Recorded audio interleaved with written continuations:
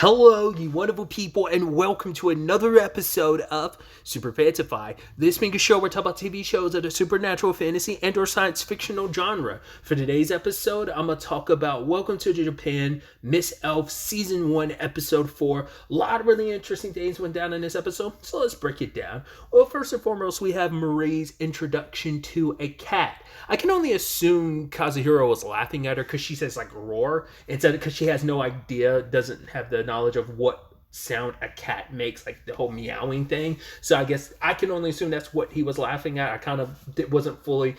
I mean, he kind of laughs after she does that, so I can only assume that's what that was about. But yeah, it's just about kind of forget our worries about like, oh yeah, the last time we were in the other world, we were just gotten attacked by a thing. But hey, we're in Japan, like got some time off, and like, I think he says it's like the weekend. It's like Marie's like first weekend here in Japan, so it's like, oh, let's kind of make the most of it. And so they end up going to a library. And I love that it's like, oh, they immediately go to the kids section, essentially. And she's upset by that because it's like, oh, you're taking me to the kids section? Understandably. I mean, it's like, you still don't know Japanese. So it's like, right, might as well take you to a section that's a little more easier to digest. And mainly took her to like the picture book section. You know, hey, no shade against picture books. And there's one book in particular about like the adventures of like a black cat and its adventures like across like different countries and stuff. And she ends up being a real big fan of it. And obviously she doesn't understand it, but she's looking at it. And for her, all these books are so pretty and everything because of the pictures. And so ultimately, it's like, even though she can't read the books, Kazuhiro is going to read them to her, which you're like, oh, that's really sweet and endearing. And you're like, oh, that's going to be absolutely adorable. But either way, when they go to check out the books, they run into the librarian is someone that Kazuhiro knows. Was it Ichijo?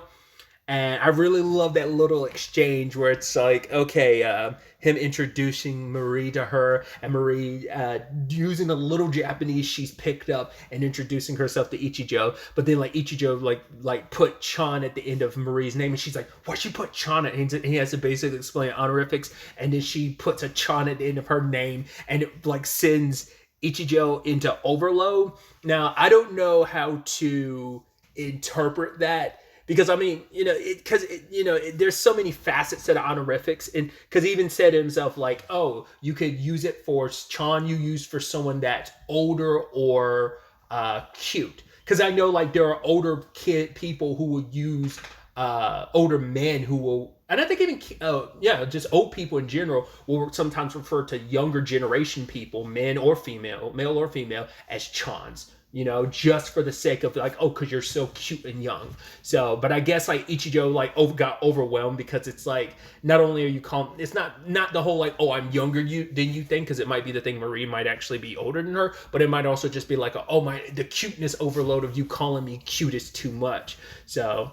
And I love that Ichijo's kind of like, wait, have you laid hands on her? He's like, no, I would never have the guts to do that. But she's like, but that means if you did have the guts, you wouldn't. He blushes, and he's just kind of like, I don't want to like do anything that, like, he likes her obviously, but he's like, I don't want to make any moves that would make her hate me. And Ichigo's like, okay, I get it. Like, you want to keep things as they are now. But it's like, oh, I'm asking, like, can we like, hang out one point in time? Because looking at the address on his like library card, it turns out, wait, we actually live in the same building.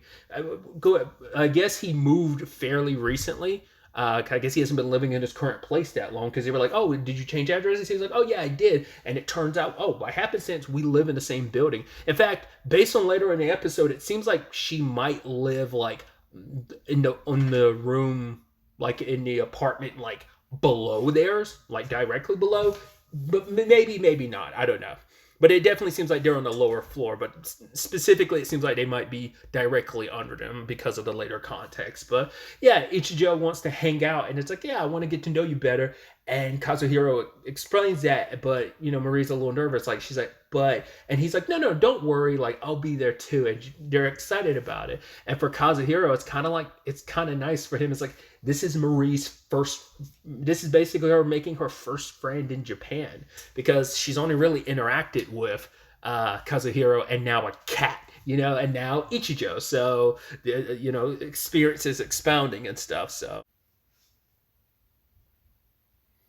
I was trying to remember the sequence of events because I was kind of getting things out of order. The next set of scenes was about her watching that movie, and obviously she doesn't understand anything, but being introduced to like movies and everything, being like, oh, they're moving pictures, and it's like, oh my god, what kind of was this made by magic? It's like, no, people drew this, and it's a whole bunch of pictures put together to make it seem like movement, explaining animation. I was like, and her mind being exploded by all of that, and to the point that they end up like watching it, eating like it seems like pancakes with it, and then at the end of it, like Marie gets on top of him and it's just like, oh my god, Kazuhiro, that was amazing, this is so awesome, and gets closer and closer to him. He's getting nervous, and she's like, can you please play it again from the start? So it's like this is the second time of him starting it over, and she's just in her own little world and enjoying it. He's kind of like, oh, he's kind of like beating himself up a little bit, like, oh, like why did I said, I'll go ahead and get dinner prepared. And so I think after that, like I think them eating curry is after her taking a bath, which during her bath there ends up being an earthquake. It wasn't until later in life that I found out like that Japan deals with those. I mean, once again, I have a very U.S. centric perspective on the world, just because it's like, well, all I know is the U.S. and even then, I only know the state that I live in. So, but it's like, yeah, I didn't find out until later on in life. I'm like, oh, wow, like that's something that Japan has to constantly deal with. And so obviously it's a lot for Marie, who's never experienced them before, so it's kind of a little jarring, because at first I was like, oh, what's going on? I thought there was something more going on, but it's like, no, just something that naturally happens in Japan, which Marie's not used to. Comes out butt naked and latches on to Kazuhiro, who's trying to be like, whoa, it's okay, I should have warned you about that. And he's like, put something on, and she's like, keep your eyes covered. He's like, I did, I'm good. And then she goes back and covers up, but then later on apologizes. He's like, no, I apologize, I should have prepared you more for that. I even though we cut to Ichijo, and I don't know, I'm pretty sure that was Ichijo, but maybe it was someone else. Like so it looks like she's married or something, and it's just kind of like, not unless it's a roommate thing, it could have just, but it looked like it might have been her significant other, but either way, it looked like it was Ichijo, but maybe it was a different character that just happened to look like her. But they were like, she was like, oh, is the earthquake still going on? He's like, nah. So like I said, that's why I was kind of like, oh, Kazuhiro has to live above them, and that's why like all that noise from that was what was getting their attention, making her think the earthquake was still happening. But either way, enjoying the curry food, which I think is an interesting thing, considering, like, obviously we learned last episode she doesn't do well with heat, considering the desert, like, nearly burnt her up and, like, killed her a little bit. So her trying curry now that's on the spicier side, but even then she kept going for more and more spoonfuls, so she really liked it. But our big conversation afterwards was, well, when we do go back to the other world, we have to deal with that situation, because it's like they both kind of got so wrapped up in everything in Japan, they kind of let that slip their mind. But Kazuhiro isn't so worried about it. But, Marie's like, because he brings up, like, I'm not always in the same spot, but I guess more often than not, more likely he is always going to end up in the same spot. But he said, like, made it seem like sometimes he's not. Once again, what are the rules of this? Maybe, like, depending on the situation, severity of it might make, well, I was about to say no, because you think a dragon breathing fire on them would have been a situation where it's like, hey, you're not going to end up in the exact same spot you were. It's like, no, you did. Same thing in this regard when they do return at the end of the episode. The same thing happens. So I don't know. What were those cases where he didn't end up in the same spot? I wonder what differentiated that from any other time.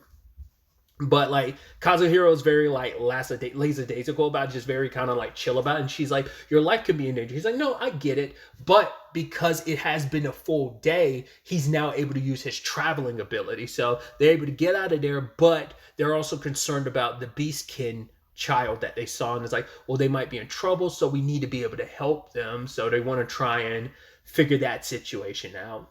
And then the episode kind of, well, before they transfer to the world, like other world, Kazuhiro is reading the book to her, which is super adorable, and she's falling asleep. I love that we get the little post-credits thing, and she's kind of upset because she's like, I can't believe I fell asleep during the book. And Kazuhiro's like, oh, Marie. And she's like, oh, hey, trying to pretend like she wasn't like lashing out and kind of upset by that. I thought that was super cute. I thought it was interesting too because Kazuhiro brings up something interesting, and it kind of comes up later on about the whole him being very introverted and stuff. But for him, it's like he's like back when he was living at his grandfather's place, because they reference it too, where he shows her in the movie like, oh yeah, like this is how Japan used to look, but where my grandfather lives actually still looks like this, and wants to like it's like, oh, when I have more consecutive days off back to back, we can go there, you know. And she's like, oh, if it's not too much of a trouble and if it's not too much of a bother. He's like, no, it'd be fun, let's go, you know. Wants to show so much more off to her. But he talks about when he lived with his grandfather, he didn't go outside much. Hey, part of the introvert club myself, but it's like now being around Marie, it's kind of made him want to experience to where want to see things that he never would have. Because for him, his biggest fascination for a long time, even I think even in his current adult day-to-day life, prior to Marie showing up, he was just always fascinated with that other world, that dream world. Makes sense. It's been a part of your life for ever since you were a kid, and now it's like, so that became like your retreat, and it kind of became your everything. And now like, oh, the world that you exist in and able to see, like you truly appreciate it more because now you're able to share that with someone else, and you know, and now being able to share all that with someone else too, and, you know. So I just thought it was kind of a neat little element to kind of, it's like, right, it's not only him opening Marie's eyes to Japan, it's even him opening his eyes in a lot of ways. So but back in the other world, I think it's interesting that very like video game-esque, not only with the whole stats and leveling and stuff, they can also form parties and stuff. Apparently Marie's never really formed many parties, but also neither has Kazuhiro. I wonder why he met, I mean, once again, we already know he's an introvert, but it is interesting to know that even in this fantasy world, he still kept to himself over all these years. I don't think he said he never formed parties, but I think it's just like a very rare situation. So it is kind of cute there being like a party system. So it's very like video game-esque. So I don't think this world is a video game world. I think it is just like some mystical fantasy world. But I just think now the introduction of like a party system and stuff, like just the little details they introduce like that, I think is fascinating. So it's definitely going to be interesting to see where things takes us going forward into the next episode.